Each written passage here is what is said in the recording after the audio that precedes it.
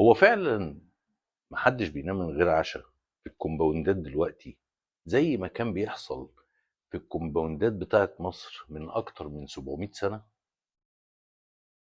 مم. إيه يا عم؟ تقول لي إيه ده؟ هو كان في كومباوندات في مصر من 700 سنة؟ كان في. ما تيجوا نعرف.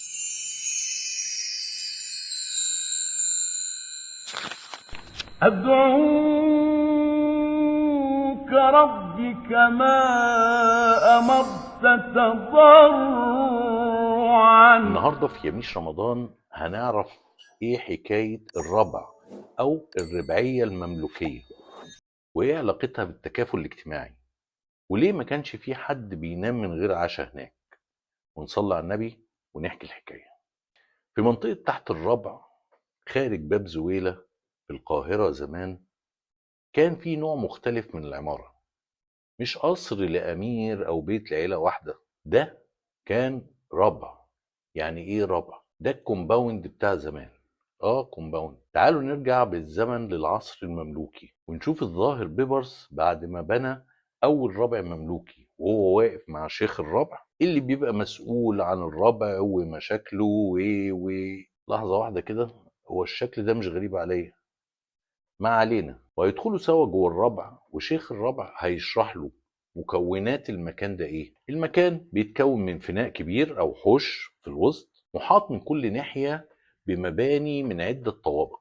الدور الارضي عبارة عن دكاكين ومحلات ومخازن، والادوار اللي فوقيه عبارة عن طوابق سكنية مكونة من شقق او بيوت صغيرة. والربع ده كان فيه حوالي 120 بيت، وكلها بتطل على الحوش الداخلي مش على الشارع. والرابع ده كان ليه باب واحد بيقفل بعد العشاء ويفتح قبل الفجر، وعلى الباب واقف غفير او بواب مسؤول عن امن كل اللي ساكنين جوه. يعني باختصار الرابع كان زي الكومباوند الحالي، بس مش للاغنياء فقط، لا، للجميع. فيه الحرفيين والتجار الصغار والصناع والموظفين، فيهم المقتدر وفيهم اللي على قد حاله. لكن نقدر نقول ان هو مثال للطبقة الوسطى، الطبقة الوسطى اللي بتتمرجح ما بين الغنى والفقر. ناس عادية بتعيش مع بعضها في مكان واحد بباب واحد. العائلات كانت بتتجمع وتتلم في الحوش الكبير، الستات يتكلموا والاطفال يلعبوا والرجاله في شغلهم. واللمه الحلوه دي كانت بتبقى كلها حب وتعاون، لا فيها تنمر ولا غمز ولمز ولا كلام ولا استعراض على بعض. كانت بتحصل مشاكل، اكيد كانت بتحصل مشاكل، لكنها كانت بتتحل بسرعه على ايد شيخ الربع. يا اخي الراجل ده مش غريب عليا انا. الربع كان ليه 3 قواعد.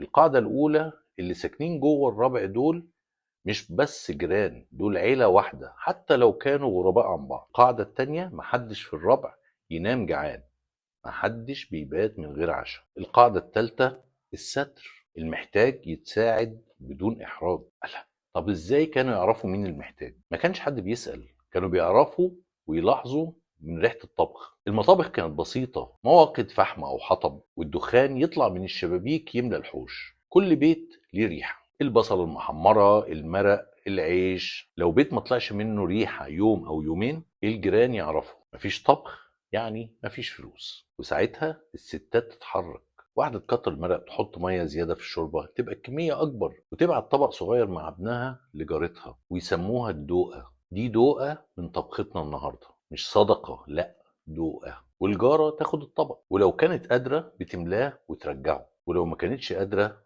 بتحط فيه حاجة بسيطة، تمراية، قطعة خبز، حفاظا على كرامتها. هنا الجيران بيفهموا ان في ازمة. وبالليل لما الناس تنام، حد من الرابع يسيب كيس مؤن قدام الباب، دقيق، زيت، سكر، عدس، ومحدش يعرف مين اللي ساب الكيس. في الحوش الستات بينشروا الغسيل، كل واحدة عندها حبل في الحوش. الغسيل موجود كل يوم يبقى البيت بخير، الغسيل غايب يبقى في حد مريض او حد متضايق. الجارة تعدي تطمن من غير ما تسأل بوضوح، عاملة ايه يا ستي؟ الحمد لله. لو الرد جاف، الجارة بتفهم وتبعت لها طبخة أو تساعدها في الشغل. حتى صوت دق الهون في المطبخ علامة إن البيت شغال. لو الصوت غاب، الجيران يسمعوا الصمت ويروحوا يطمنوا. البواب في الربع مش مجرد غفير، ده صندوق أسرار الربع. البواب بيشوف كل حاجة، مين داخل ومعاه مشتريات، مين داخل وإيده فاضية، مين وشه مبسوط، مين وشه متغير. البواب بيعرف ويبلغ شيخ الربع، واللي بدوره بيهمس في ودن واحد من المقتدرين في الربع: فلان حاله مايل اليومين دول. والجار يتحرك: تعالوا تعشوا معانا النهارده بحجه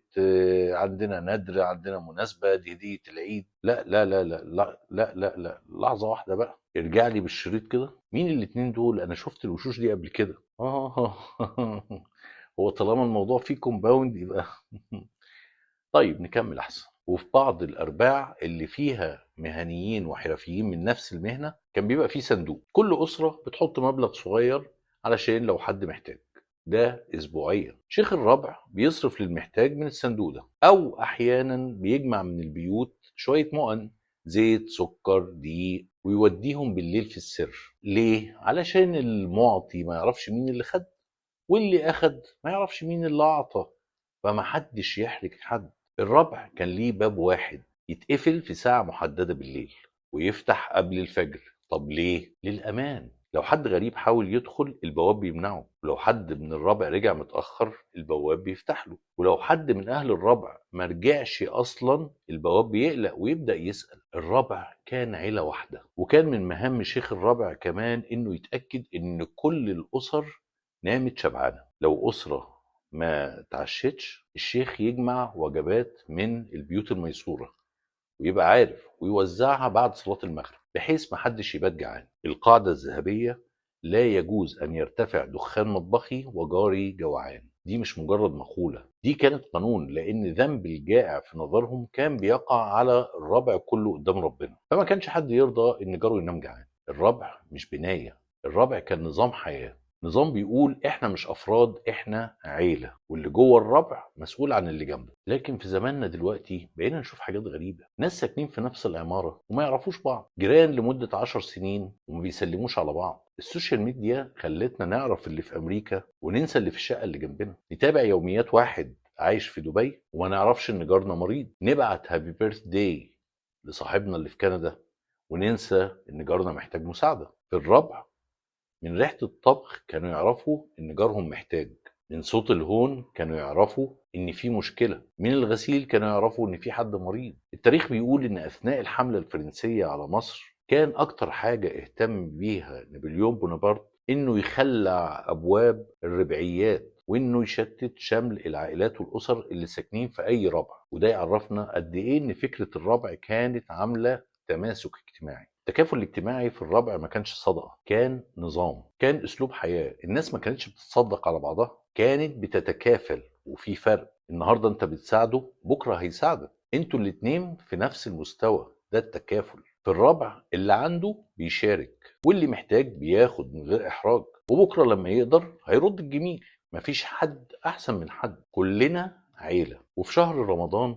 شهر التكافل، ممكن نفتكر ان اللي حوالينا ليهم حق علينا، وان السوشيال ميديا مش بديل عن التواصل الحقيقي، ومش لازم نستنى ان حد يطلب. زي ما كانوا في الربع كانوا بيلاحظوا الربع المملوكي اختفى، لكن الدرس باقي. الدرس ان التكافل مش رفاهية، ده واجب ديني وانساني واجتماعي. الربع المملوكي علمنا ان الباب واحد، وان الحوش المشترك بيقرب القلوب، وان ريحة الطبخ ممكن تنقذ جعان، وان محدش بيبات من غير عشاء، ده قانون مش شعار، وإن التكافل مش صدقة، ده أسلوب حياة. الربع اتشال بس فكرته لسه باقية. رمضان مش بس زينة ولمبة، رمضان تخطيط، تخطيط يخليك تشوف غيرك وتحس بيه وتساعده من غير ما تكسره. وهذه يا سادة يا كرام كانت حكاية الربع المملوكي في يميش رمضان، تحفة تخطيطية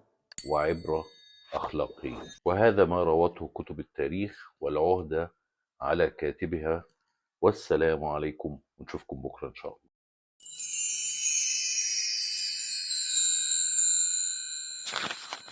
أدعوك ربي كما أمرت تضرعا